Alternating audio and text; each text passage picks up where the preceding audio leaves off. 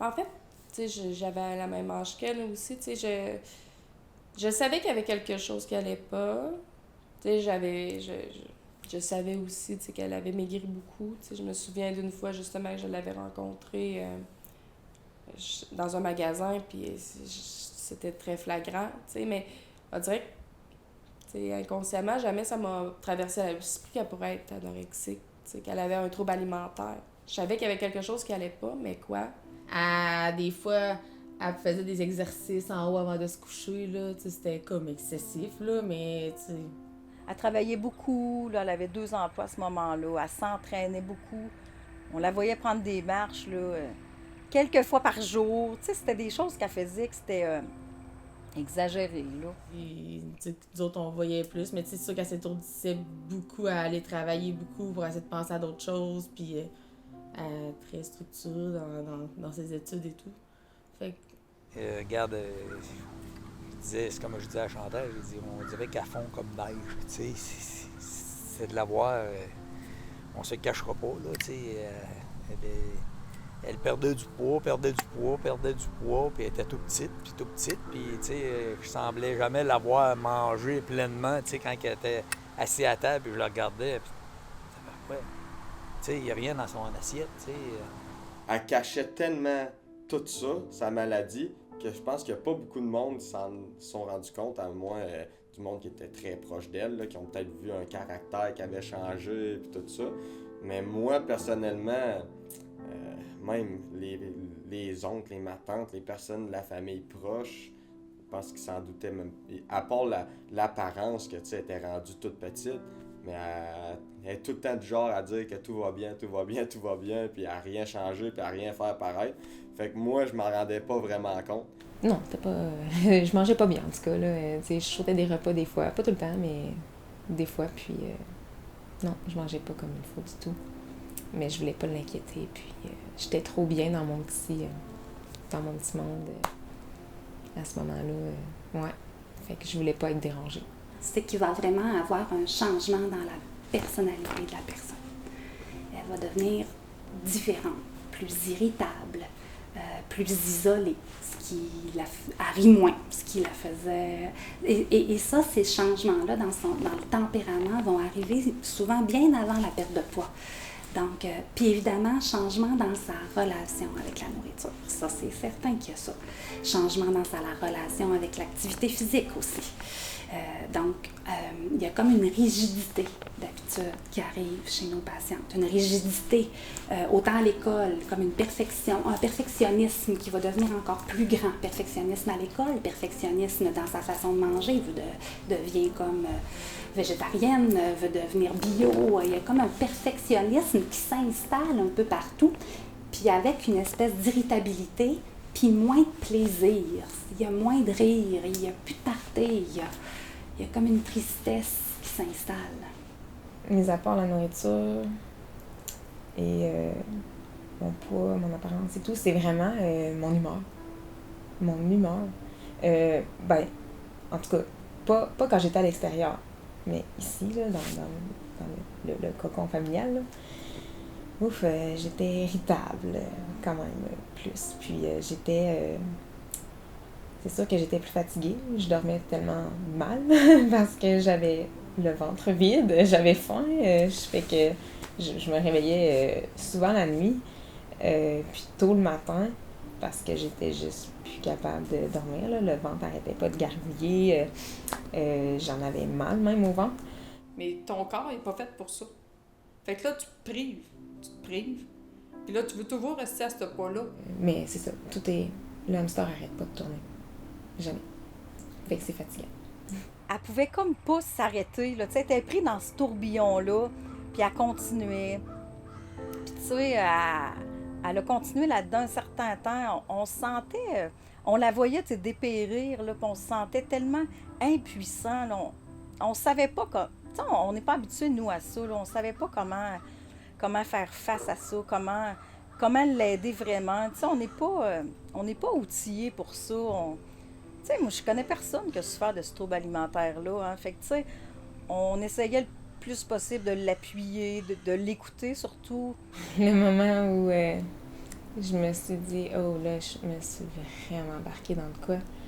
Et où j'ai réalisé que je pouvais pas revenir en arrière, ou en tout cas, du moins, ça allait être très, très difficile. C'était le moment où j'ai commencé à devenir boulimique, en fait, à avoir des rages de nourriture et à me faire vomir par la suite. Ce qui différencie l'anorexie puis la boulimie, évidemment, c'est que dans la boulimie, à un moment donné, c'est comme si le corps explose, on ne peut plus de ces restrictions-là, puis il va y avoir l'apparition de crises de boulimie. Des crises de boulimie, c'est plus que ce qu'on peut manger dans une journée. Hein, c'est pas de manger un gros sac de chips et avoir mal au cœur à la fin de la soirée. Ça nous arrive tous. Ben, de temps en temps. C'est vraiment, mon Dieu, un pain complet, une boîte de biscuits complète, un pot de beurre de pinot complet. C'est vraiment des grandes quantités et en peu de temps. Et surtout avec un grand sentiment de perte de contrôle, de tomber dans le vide. Et ensuite de ça, amène une immense culpabilité, un dégoût d'elle-même. Donc là, ça devient extrêmement difficile de tolérer d'avoir mangé tout ça. Donc c'est ce qui fait qu'il va y avoir des vomissements souvent, ou des laxatifs, ou de l'exercice excessif, ou encore de se restreindre plus. Dans le moment où j'étais, disons, seulement anorexique, je ne me faisais pas vomir. J'étais très restreinte. J'avais restreint beaucoup la quantité de nourriture que j'avalais, oui. Je m'entraînais aussi énormément, mais je ne me faisais pas vomir. C'est important de le savoir. Souvent, on pense que les personnes anorexiques se font vomir, assurément, mais pas nécessairement. Par contre, quand les rages de bouffe ont commencé, parce que ce qu'on dit, tu sais, une personne qui est anorexique, à long terme, va finir par devenir boulimique, étant donné que on est juste, la personne n'est juste plus capable de se restreindre, c'est normal. Et là, quand j'ai commencé à avoir des rages de bouffe, et là, je me sentais tellement mal par la suite, là, l'anxiété là, était dans le tapis. J'avais honte, j'étais comme, tu sais, c'est sûr que je vais engraisser. Puis là, j'ai tout gâché. Tu sais, mes efforts de la dernière semaine, par exemple, et tout. Là, la seule façon pour moi de diminuer l'anxiété et de me sentir mieux à ce moment-là, ça a été de me faire vomir. Et c'est là que j'ai commencé à aller, me faire vomir quand j'ai eu des rages de bouffe. Et après ça, là, pour vrai, là, c'est là que j'ai fait, OK, là, vraiment, je suis rendue vraiment trop loin. Tu sais, t'as comme la limite, là. La moitié, à peu près, des patientes qui souffrent d'anorexie vont développer la boulimie. C'est pas toutes, mais à peu près la moitié. Parce qu'à force de se retenir, hein, de se retenir. Je perdais parfois, tu sais, la vue. Je me levais le matin, je me levais de mon lit, puis je m'en allais vers la salle de bain. Puis pendant que je m'en allais vers la salle de bain, je voyais de plus en plus noir. Tu sais, c'est comme si j'avais un gros nuage noir comme ça devant moi, puis ça faisait ça, tranquillement, pas vite. Puis à un moment donné, je voyais plus rien. Mais j'avais les yeux grands ouverts de même, là. Je me rappelle, là, puis j'étais là, puis je voyais plus rien. Plus tard, là, quand elle était rendue assez profond, là, elle était rendue vraiment là, creux dans la maladie, là, qu'elle mangeait plus, puis là, il avait été obligé de l'hospitaliser parce que là, c'était rendu dangereux, là. Oui, là, on avait eu peur pour elle, là, parce que c'était rendu loin, puis... Mais là, le fait de me faire vomir, ça fait que... OK, là, je suis comme... Je suis descendue plus bas, là. Et là, qui dit descendre plus bas, ben dit, oups, c'est plus dur à remonter. Donc, ouais, c'est ça. Donc, moi, ça a été le point de non-retour, le moment où j'ai commencé à me faire vomir. Voyons, Julie, là, aime-toi, t'es belle, t'es petite, là, faut que tu manges, faut que tu restes debout. Regarde, le médecin te l'a dit, là, faut que ton battement de cœur, là, tu peux même pas peut-être te lever demain matin, là, tu peux te coucher puis pas te relever, si ton cœur va arrêter de battre tout seul, tu sais, puis là, tu sais, on pleure, on se fâche, puis c'était ça des pétales de couche. J'étais frustrée aussi très facilement dès que quelqu'un, mettons, essayait de me sortir de ma routine, ou encore commencer à préparer le repas que moi je voulais, tu sais, préparer, puis à ma manière, ben là, c'était comme non, tu te tasses, là. Tu de tâches, puis c'est moi qui le fais, le repas. Puis j'allais même aussi, c'était rendu, j'allais faire l'épicerie aussi pour ma mère. J'ai dit un jour, j'ai dit, je t'ai donné la vie. Tu peux pas te laisser aller de même, tu sais. Tu sais, quand on porte des commentaires sur le physique de la personne quand elle souffre de la maladie pour essayer peut-être de la réveiller, puis tu sais, qu'elle allume, que hey, ça va vraiment pas.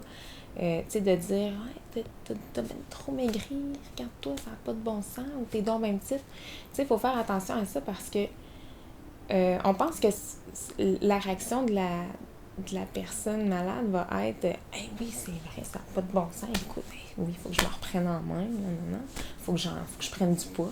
On pense que ça va être ça. Mais c'est pas ça du tout qui se passe dans notre tête. C'est le contraire. Étonnamment, ce qu'on se dit, c'est ça marche mon affaire. Yes, je continue. Parce qu'il faut savoir que nous, notre peur, c'est de grossir. Fait que si tu me dis que je maigris, ben, tu me confirmes que je contrôle mes affaires comme du monde puis que ça va bien, mon affaire, tu sais.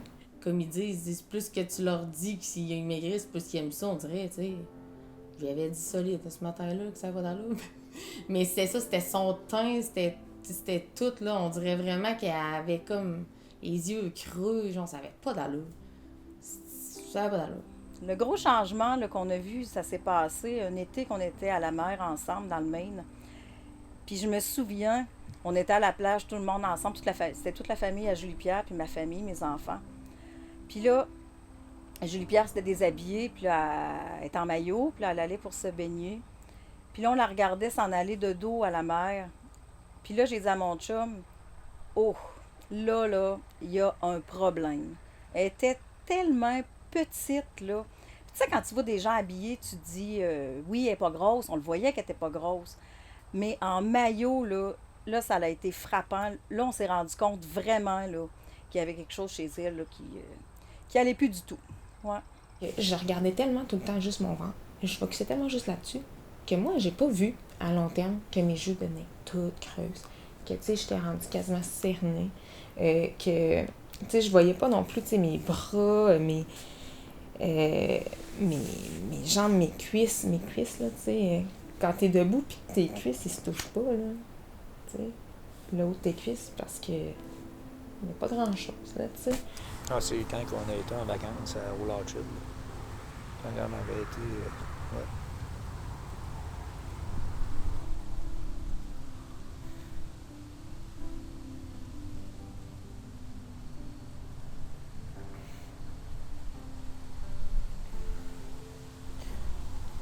Quand on avait été en vacances. Je me disais, je la regardais. Tabac. Pas de sens. Ça n'avait pas de sens. C'était la pauvre bisou. Ça vient nous chercher.